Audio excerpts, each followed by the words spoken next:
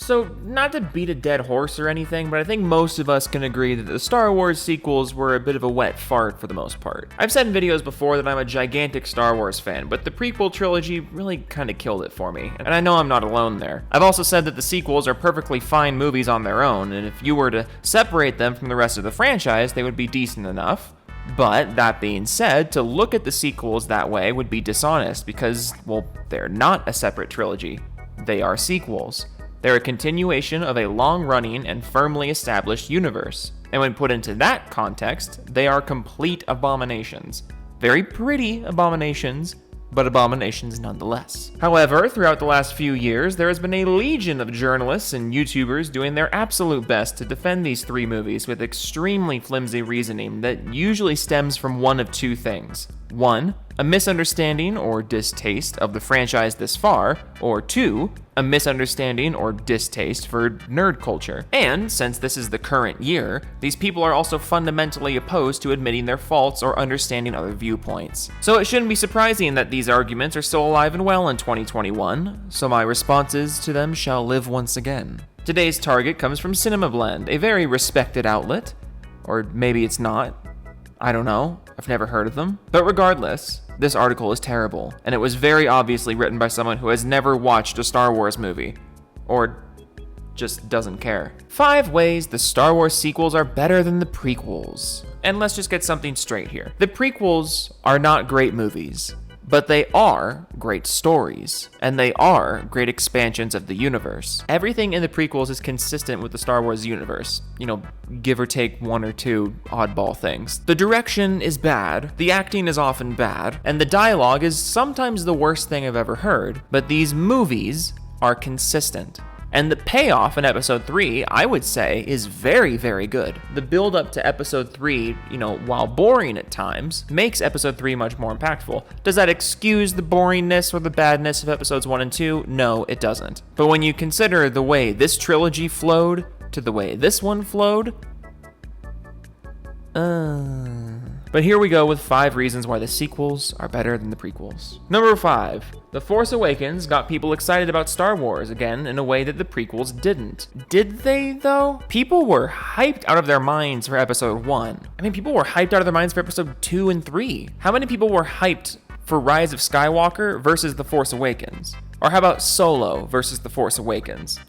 Just right off the bat, you're getting this wrong. There's a lot of revisionist history regarding the Star Wars prequels. A lot of people seem to think that the prequels were always hated, they were always ripped apart, but that's not the case at all. These movies were extremely popular, they were extremely successful. Episodes 1 and 2 got mediocre reviews, and episode 3 got good reviews. And then in recent years, people have started to revisit them and recognize them for what they are, which is a good story with flawed execution. But there's a lot of revisionist history I've noticed in the last few years, with people trying to say that prequels were always a failure and they were never popular, people never liked them, but that's just not true. I grew up in the 2000s, Clone Wars stuff and prequel stuff was fucking everywhere. Compare that to the amount of sequel stuff going around today. It's just not the same. Anyways, I'm an old man, not old enough to have seen any of the original trilogy in the theater. Return of the Jedi came out the year I was born, but old enough to remember when both Star Wars Episode 1 and Episode 7 came out for the first time. And let me tell you, while there was a lot of fanfare when Episode 1 came out, the discussion quickly turned sour.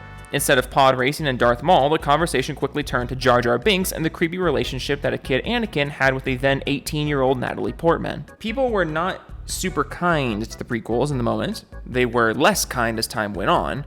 But they were not super praising of the sequels, no. The prequels had something the sequels didn't. They had consistency, and they had foundation. Hence why the toys were so successful, why the video games were so successful, why the original Clone Wars series and the new Clone Wars series were so successful. The prequel era of Star Wars is adored, because again, despite the movies not being well made, the stories they told were consistent with the universe, and they did amazing things to flesh out the original movies. But plenty of people loved Episode 7. Loved it. If you repeat it enough times, it becomes true. People were calling it a return to form. No, people were calling it a ripoff of Episode 4. And the only complaint I really heard about it at the time was that it was too much of a retread from A New Hope. But a lot of people liked that about the movie. They were really burned by the prequels and were happy to just get something that actually felt like Star Wars again. Seriously, people couldn't wait for the next movie to come out. This is such a disingenuous sentence. The only complaint you heard about it was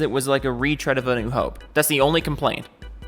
Really? No complaints about how the Republic was completely ineffective? No complaints about how the First Order came out of nowhere? No complaints about how a planet-sized planet killer came out of nowhere? No complaints about how the strongest Sith we've ever seen came out of nowhere? No complaints about how this girl who didn't think the Jedi were real 5 minutes ago performs a Jedi mind trick, something she shouldn't know exists, and it works? You didn't hear any complaints about how we entered episode 7 with a resistance and a First Order during peacetime? Like, think about this. At the beginning of episode 7, it's peacetime in the galaxy, but there's a resistance.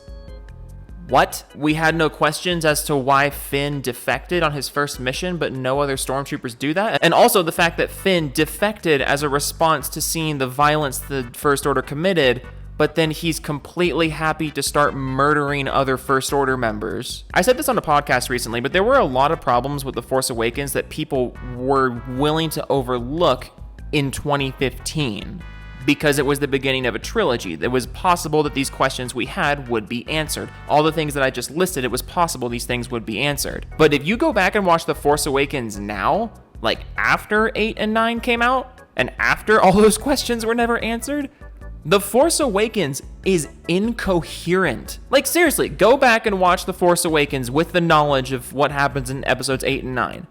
The Force Awakens is a fucking mess. It legitimately feels like half of the movie is missing. Let's move on with this article. Number 4, The Last Jedi is the boldest Star Wars movie, whether you liked it or not. Weird, because I remember a Star Wars movie where there's a literal genocide of the good guys. I remember a Star Wars movie where the Sith win. But no, apparently it's not as bold as a poorly written mess with a shallow main character, an inconsistent villain, and a big overarching bad guy who gets killed off without explanation or fanfare.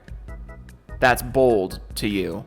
This is why Hollywood screenwriting is fucking terrible today. Not only are you accepting garbage, you are praising garbage. And then you act surprised when more garbage gets made. And then The Last Jedi happened. Oh man, I remember this too. The backlash was swift and immediate, which was strange to me because I remember walking out of the theater thinking it was really good, and critics seemed to really like it too. But man, oh man, the fans went off on this one, criticizing everything from purple hair to Princess Leia flying in space. The way you word that is really interesting. The fans went off on this one. I wonder why they did that. You don't think it's ridiculous that Princess Leia was flying in space? You don't think it was ridiculous that Admiral Holdo is one of the worst explained and worst written characters I've ever seen in a Hollywood movie? You don't see why the fans would have a problem with the way Luke was portrayed here? And that's not even me blaming Rian Johnson. This is another thing that I've said recently. I don't blame Rian Johnson at all for the way Luke was portrayed in The Last Jedi. I blame J.J. Abrams for forcing him to work with these ridiculous parameters. Do I think Luke was poorly written? Oh yeah, absolutely. But why was Luke poorly written? Why was Luke on the island? It wasn't Ryan who put him there. Yes, it was Ryan who elaborated on all the stupid reasons he was there, but Ryan's not the one who put him there. People seriously need to stop waving off all the things JJ did wrong with Star Wars. Like, people seem to think that The Last Jedi is the sole reason the sequel trilogy got derailed, but no, like 40% of the things wrong with The Last Jedi stemmed from The Force Awakens. Again, going back to the whole questions that weren't answered thing. The Force Awakens was a mess. It could have been saved, but it wasn't, and it just became more of a mess over time. I just think it's weird how you say, oh, the critics liked it, the fans came after this one. Like, I fucking can't imagine why that would have happened. And look, I get it, okay? The Last Jedi is super divisive. Fans have been waiting literally decades to see Mark Hamill return as Luke Skywalker, and what they got was a grumpy old man who chucks his own lightsaber over his shoulder and almost murders Kylo Ren. Yeah, that's the other thing. Luke never would have done this. Luke turned his own father back to the light after his father had murdered millions of innocent people. But Kylo Ren had a bad dream, so he's gotta go. Never mind that he's my fucking nephew. The narrative threads set forth in The Force Awakens were completely defenestrated? I don't know. And for some reason, Finn and a new character named Rose Tico went to a casino. I don't even remember why they went. They just did. And yet, I really liked it. That doesn't surprise me, because as you make clear in this article, you have no capacity for critical thinking. Maybe it's because it felt so different. Star Wars usually has the tendency to feel samey to me. Weird, because a paragraph ago you said the prequels didn't feel like Star Wars to you, and that was half of Star Wars at the time. But The Last Jedi was such an FU to some fans' expectations that I couldn't help but be impressed. Doing an FU to fans is only a good idea if what you have afterwards is better than what you had before. Love it or hate it, The Last Jedi definitely made people feel something. And any movie that does that gets an A+ in my book. You're not just wrong, you're stupid. Any movie that makes you feel something gets an A+ from this guy. This is a paid journalist. Never mind the story, never mind the characters, never mind the writing, never mind the effects. As long as he feels something, it's an A+. Oh boy. Number 3. The sequels made a timeline for stories after Return of the Jedi, paving the way for The Mandalorian. The prequels paved a way for stories before A New Hope, paving the way for the Clone Wars. This is a terrible argument and I'm skipping the whole thing. Number 2. The sequels included fan favorites like Luke, Han, and Leia. Again, whether you liked it or not. Going back to the whole, as long as he feels something. Doesn't matter that these characters were butchered. Doesn't matter that all 3 of these characters were unceremoniously killed. We never see people grieve the death of Han. We barely see people grieve the death of Luke. And again, all 3 of these characters were killed off without any real proper explanation. Han is murdered by Kylo in a situation that Han never would have put himself in. And that's also glossing over the fact that Han in episode 7 is the same way he was in episode 4. Like, there's a whole bunch of character progression that happens with Han in episodes 5 and 6 that's just erased in episode 7, and then he gets killed by his son because he puts himself in an obvious death trap. Thanks for that one, JJ. And then Luke dies using a force projection of himself, but if he was going to die, why didn't he just go to the planet on his own? No, he decides to send a force projection to Crate, and then the strain of doing that kills him somehow. And then we have Leia, who just dies. Like, she just dies. There's literally no reason given for her dying. In before, oh, the strain of the Force killed her too. I watched episode 9 in preparation for this video. They do not properly explain this. She just dies. Okay, so I kind of hate this, but I know a lot of Star Wars fans really wanted to know what happened to Luke, Han, and Leia, and I guess Lando Calrissian. Yeah, he's another one who has no reason to be there, following the events of the original trilogy, and the sequels gave fans that story. Now, most fans weren't happy with what they got with Luke and Leia. Oh, well, I mean, the fans felt something, so therefore it was an A+. But this is a continuation of the story that a lot of fans wanted to see. And the sequels gave us that story while the prequels didn't. Okay, pardon my French, but no shit the prequels didn't tell us what happened to the OT characters after the OT.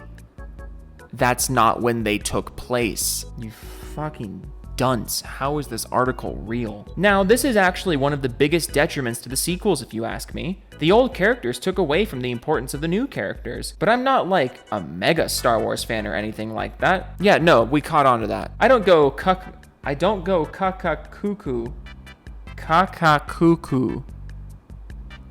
Stop it. I don't go cuckoo when Luke Skywalker appears on The Mandalorian. Like, I just don't care. Those characters were great for the old trilogy, but I wanted a new, fresh cast. And Rey, Poe, and Finn weren't cutting it. Oh, they weren't cutting it. Interesting how they weren't cutting it because you called these movies an A+. And also, side note, why is this the guy that wrote the article? You're telling me that at all of CinemaBlend, the only guy they could get to write an article about Star Wars was the guy who doesn't care about Star Wars? Are you shitting me? But here it is, the number one reason the sequels are better than the prequels. Kylo Ren had a complete story arc through all 3 movies, while the villains in the prequels didn't stick around for too long. Let me read that again. Kylo Ren had a complete story arc through all 3 movies, while the villains in the prequels didn't stick around for too long. Do I have to elaborate on this? I hated everything about The Rise of Skywalker, okay? Oh, you felt something. Oh, A+ movie. It was terrible and makes all the great stuff that was in The Last Jedi look like a pile of puke. It kind of reminds me of how the Matrix Revolutions was so... Revolutions. That doesn't sound right to me. Hang on. Matrix Revolutions. Oh, it actually is the Matrix Revolutions, plural. I thought it was just one revolution. Wow, that is a terrible movie title. It kind of reminds me how Matrix Revolutions was so bad that it made me wonder how I could even like the first two movies. It was that awful. But if there's one good thing about The Rise of Skywalker, it's that Kylo Ren got a complete story arc throughout the 3 movies. I think you're confusing Kylo Ren's presence with Kylo Ren's character. Kylo Ren existed in all 3 movies, but he did not have an arc. He started as a villain, and he ended as a hero. What happened in between there was a roller coaster of complete nonsense, where his allegiances and his morals and his guidelines shifted by the hour. And the best example of that I can think of is in The Last Jedi, the movie you hold in such high esteem. After killing Snoke, Kylo Ren asks Rey to come with him so they can leave everything behind and start something completely new. Rey says no, so Kylo becomes the leader of the First Order. He literally does the thing he was trying to get away from. And this also glosses over the fact that Kylo's turn to the light comes out of nowhere, with no reasonable buildup, because the thing that pushes Kylo to the light is the death of Leia and a vision of Han. That's all it took. Never mind that he killed Han himself, and he tried to kill Leia too. But seeing their vision, I'm good now. Okay. I mean, if you want to talk about villain arcs, we can talk about Anakin. We can talk about Palpatine. Palpatine doesn't have much of an arc, but his presence and his story are fucking fascinating. The fact that Kylo Ren even tries to stand next to other Star Wars villains is embarrassing. I'm not saying it was a good story arc, but one area where I think the prequels faltered is that they got rid of their best antagonists and made way for new ones in each movie. I wanted to see so much more of Darth Maul and Count Dooku, but they had to make way for emo Hayden Christensen, who was supposed to be the chosen one. Yeah, if there's any one area where the sequels were better than the prequels, it's that the heel had a chance to turn face. And that's some wrestling parlance for you, by the way.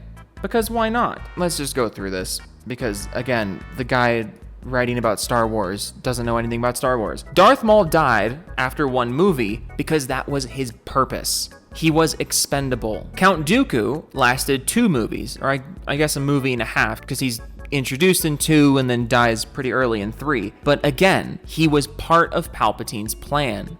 He was expendable, and once his purpose was served, he died. Ever notice how in that scene in episode 3, when Anakin's about to kill him, Dooku could spill the beans here, but he doesn't. Why not? Because he knows his purpose. He knows where Anakin is headed. He knows Palpatine's bigger plan.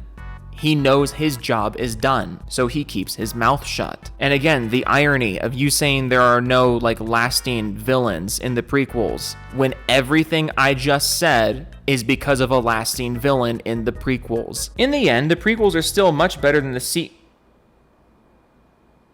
Did you really just waste my time with this fucking article? In the end, the prequels are still better than the sequels, but there's definitely some stuff that the sequels did much better than the prequels. Yeah, and you didn't talk about any of them. But what do you think? Are there any positives to the sequels, the effects, or are they just hot Rancor droppings to you?